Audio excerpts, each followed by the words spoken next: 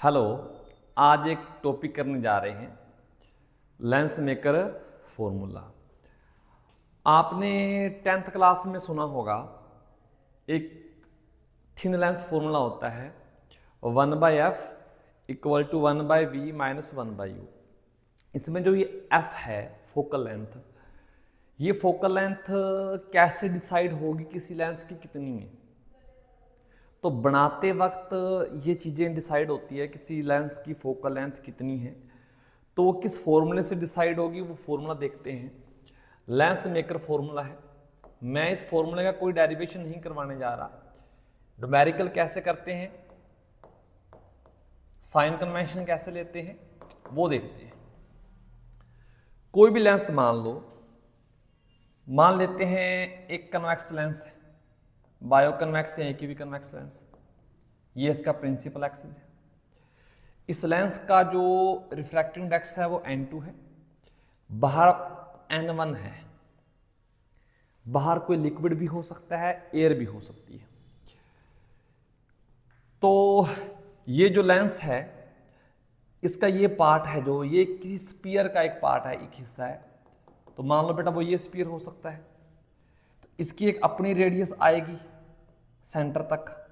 उस रेडियस को क्या बोल देते हैं, R1 बोल देते हैं। और जो दूसरा सरफेस है इस वाले की रेडियस को R1 और इस वाले की रेडियस को R2। क्योंकि ये भी एक स्फीयर का हिस्सा है तो ये इधर सर्कल कंप्लीट करेगा। ठीक, तो फॉर्मूला क्या बनता है, 1/f equal to 1n2 minus 1 and 1/r1 minus 1/r2। जब भी कोई फॉर्मूला आता है आप कहते हो न्यूमेरिकल नहीं होते जी, फॉर्मूला अकेला याद होना ही प्रॉब्लम का सलूशन नहीं है। उस फॉर्मूले में किस टर्म का मीनिंग क्या है ये भी आपको डिटेल में पता होना चाहिए। तो ये f क्या है, यहां पर f फोकल लेंथ है एंड ये 1n2 क्या है, ये होता है n2/n1। n1 है बाहर वाले सरफेस या चीज जो भी लिक्विड है, यहां पर एयर है उसका रिफ्रैक्टिव इंडेक्स, और n2 है लेंस का। तो अगर कुछ नहीं बताया तो हम एयर मानेंगे n1 को, न्यूमेरिकल के लिए याद रखना। फॉर एयर जो n1 होता है वो 1 होता है, और अगर कोई लिक्विड दिया हुआ है, कोई मीडियम दिया हुआ है, तो उसके लिए n1 की वैल्यू जो वो देगा हम वो लेंगे। अब सबसे ज्यादा दिक्कत बच्चों को आती है, सर ये R1 R2 क्या है। कॉमन सेंस है ना, ये R1 R2 क्या है। तो जैसे एक सरफेस है, इसका एक अपना सर्कल कंप्लीट करो, स्फीयर कंप्लीट करो, उसकी रेडियस, इसका एक अपनी रेडियस आएगी, एक को R1 कह लो और एक को R2 कह लो। न्यूमेरिकल करते वक्त जो हमने ऑब्जर्व किया है, बच्चे कहाँ मिस्टेक करते हैं, वो किसी को भी R1 और किसी को भी R2 ले लेते हैं। तो ऐसा नहीं करना। तो जो R1 लेना है, मान लो कोई भी लेंस है, मान लो ये, तो आपका ऑब्जेक्ट किसी साइड तो होगा ना, या इस साइड होगा या इस साइड होगा। अगर ऑब्जेक्ट उसने मेंशन ही नहीं किया किस साइड है, तो आप किसी भी साइड ले लो, कोई फर्क नहीं पड़ेगा फिर। तो मान लो मैंने ऑब्जेक्ट इधर मान लिया, ये मेरा ऑब्जेक्ट है, इस ऑब्जेक्ट से एक रे निकलकर इधर गई, तो याद रहे इंसिडेंट रे सबसे पहले जिस सरफेस पर टकराएगी बेटा वही क्या है आपका R1। ठीक है ना, तो ये लाइन लिख लो कि इंसिडेंट रे जिस सरफेस पर सबसे पहले टकराएगी, सबसे पहले टकराएगी,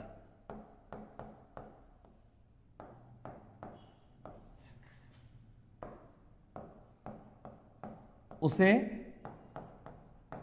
R1 लो। ठीक है, तो मेरे लिए ये R1 है। कोई बच्चा का सर अगर मैं इधर ऑब्जेक्ट लेता तो आपके लिए ये R1 होता, उसी तरीके से हम यूज करते। मेरे लिए R1 है तो वो R2 हो गया। ओके, नेक्स्ट थिंग कि साइन कन्वेंशन कैसे लें, पॉजिटिव कौन सा आएगा, नेगेटिव कौन सा आएगा। तो सबसे पहले मुझे एक छोटी सी बात बता दो, या मैं आपको बता देता हूं कि जब भी आप साइन कन्वेंशन यूज करते हो तो डिस्टेंस कहां से मेजर करते हो? पोल से। और ये जिस स्फीयर का पार्ट है, मान लो इसका ये ऐसे बनेगा स्फीयर, इसका सेंटर यहां आएगा, है तो बड़ा ये रेडियस ही, लेकिन इस पोल से मेजर करनी है तो आप इधर जाओगे, कलर दूसरा ले लेते हैं, आप इधर जाओगे तो ये R1 है, इंसिडेंट रे किधर जा रही है? इधर। तो जो R1 को मेजर करने के लिए आप पोल से चलोगे, इधर ही चल रहे हो अलोंग द इंसिडेंट रे, तो R1 क्या आ जाएगा? पॉजिटिव आ जाएगा। ऐसे किसको लेना है बेटा आपने? R2 को। तो जब R2 को लोगे, ध्यान से देखो, R2 ये है आपका, ये ऑब्जेक्ट है, ये इंसिडेंट रे जा रही है, इसका सर्कल स्फीयर कंप्लीट करना अच्छा नहीं बना है? क्या बात है, चलो जी ठीक है, बेटर देन है। तो यहां से मेजर करोगे, अगर आप यहां से मेजर करोगे पोल से, इसके पोल से, तो इसका सेंटर ये है, इस साइड आओगे, अपोजिट डायरेक्शन में आ रहे हो, ये इधर जा रहा है, आप उल्टी डायरेक्शन में आ रहे हो, तो R2 नेगेटिव आएगा। इस केस में अलग अलग लेंस के लिए कहानी अलग अलग रहेगी, बट पॉजिटिव नेगेटिव लेने का तरीका बेटा यही रहेगा, तरीका कुछ नया नहीं होगा। तो बस क्वेश्चन करते हैं। तो सबसे पहला मान लो क्वेश्चन ले लो, हमने एक सरफेस बनाया,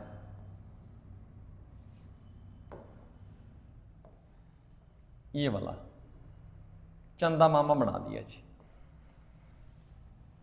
इस सरफेस की रेडियस उसने दी हुई है 20 सेंटीमीटर, ठीक है, और जो इसकी रेडियस दी हुई है, ये मान लो उसने दिया हुआ है 40 सेंटीमीटर, एक 20 और एक 40, और जो लेंस है उसका रिफ्रैक्टिव इंडेक्स दिया हुआ है 1.5। लैंग्वेज में लिख कर देगा, कॉमन सेंस है। आपसे वो इस लेंस की फोकल लेंथ पूछ रहा है, बड़ी अच्छी। फोकल लेंथ के लिए फॉर्मूला देखो, सबसे पहले 1n2 - 1 1/R1 - 1/R2। इसको क्या लिखते हो बेटा? इसको लिखते हैं n2/n1 - 1। इसको फिलहाल ऐसे ही रहने दो, अभी बेटा इसके ऊपर चर्चा करेंगे। अगर एयर है, बाहर कुछ नहीं बता रखा, तो एयर है, एयर का रिफ्रैक्टिव इंडेक्स 1 लेते हैं, तो n1 1 लेंगे, n2 1.5 लेंगे। R1 क्या है? अब देखो यहां पर बच्चा कंफ्यूज हो जाता है कि पॉजिटिव ले या नेगेटिव ले, R1 लेना किसे है? तो मैंने क्या कहा था, एक साइड ऑब्जेक्ट मान लो, चाहे आप इस साइड मान लो, चाहे आप उस साइड मान लो। तो मैं इस साइड एक ऑब्जेक्ट मान ले, दोनों तरीकों से करके दिखाऊंगा, आंसर सेम आएगा। फिलहाल इस साइड ऑब्जेक्ट मान लिया, तो इंसिडेंट रे यहां गिरेगी ऑब्जेक्ट के इसके ऊपर। तो मेरा ये 20 वाला, मेरा ये R1 है, 20 वाला बेटा R1 है, लेकिन ये पॉजिटिव लें या नेगेटिव लें, अब ये कंफ्यूजन है। तो पॉजिटिव देखो, इसका सर्कल इधर कंप्लीट होगा ऐसे करके, आप पोल से चलोगे सेंटर की तरफ, इस साइड इंसिडेंट रे भी इस साइड, तो R1 पॉजिटिव आएगा सेम डायरेक्शन में। R2 क्या आएगा? R2 आप इधर चलो, तो इंसिडेंट रे क्या आ जाएगी? एक मिनट, ठीक है जी, इसको हटा देते हैं एक बार। हाँ, तो R1 तो पॉजिटिव आ गया, R2 क्या आएगा? देखो R2 ये है मेरा, ये वाला 40, तो पॉजिटिव नेगेटिव, इसका सर्कल भी इधर कंप्लीट होगा, इसकी रेडियस भी इधर ही लेंगे, इंसिडेंट रे भी इधर ही है, तो पॉजिटिव आ जाएगी। ठीक, तो R2 प्लस का 40 सेंटीमीटर। चलो जी निकालते हैं फोकल लेंथ। तो 1/f = ये n2 की वैल्यू 1.5 डिवाइड बाय 1 है बेटा, उसका तो फर्क ही नहीं पड़ेगा, ये पॉजिटिव है, 1/20 इट्स पॉजिटिव, एंड R2 है -1/40, ये भी पॉजिटिव ही था। सॉल्व कर लो बेटा, 0.5 मल्टीप्लाई, आपने 40 एलसीएम ले लिया, 2 - 1 आ गया, तो ये 0.5 5, ऊपर 1/40,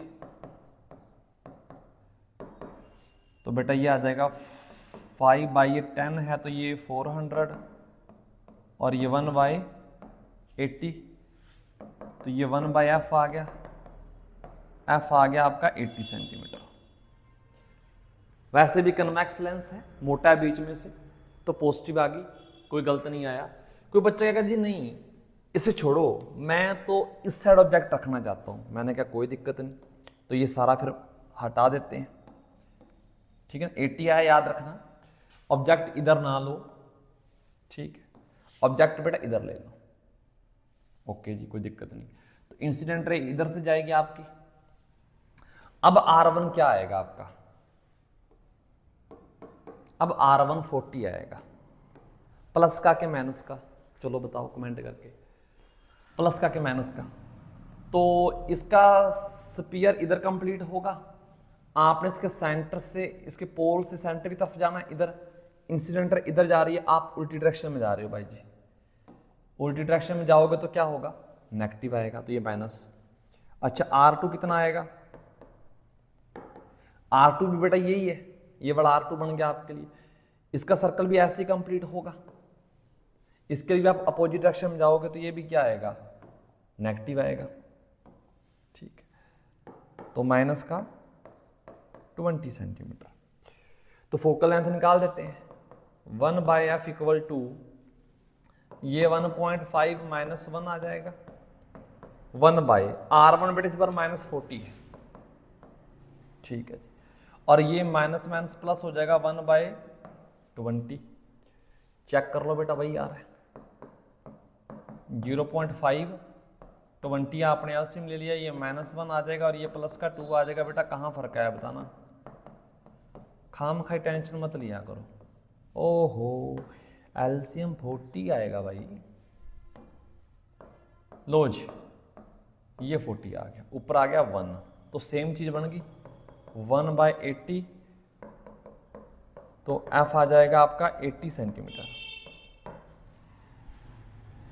तो आपने ऐसे लेना है, जो प्रोसीजर बता रहा हूं मैं वो फॉलो करना है। कुछ बच्चे मैंने देखे हैं हमारे, जब हम ऑफलाइन क्लास लेते हैं, वो सीधा गैस करते हैं, या तो पॉजिटिव लेंगे या नेगेटिव लेंगे, या किसी एक को R1 ले लिया, एक को R2, पता ही नहीं क्या कर रहे हैं, जस्ट जैसे होता है ना, दो चीजें तो एक सिलेक्ट करनी है, उनका काम वो होता है।